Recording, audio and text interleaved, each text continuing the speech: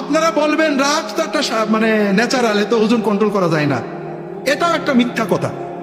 আপনি প্রচন্ড রেগেছেন, একজন রিক্সাওয়ালা আপনার পায়ের উপর চাকা তুলে দিয়েছে বা আপনার জামা ছিঁড়ে দিয়েছে, একজন গরিব মানুষ বাজে কথা বলেছে, একটা ফকির আপনার ধাক্কা দিয়েছে, আপনি যাচ্ছিলেন মসজিদ থেকে বেরিয়ে একটা ফকির জামা ধরে টান দিয়েছে, আপনি রেগে চোখ লাল করে তাকিয়েছেন, ঘুষি দেবেন বা রাগ করবেন। এমন সময় দেখেন আপনার পাশেই এমপি সাহেব দাঁড়িয়েছে, আপনাকে ডাক দিয়েছে, আপনার রাগ কি থাকবে?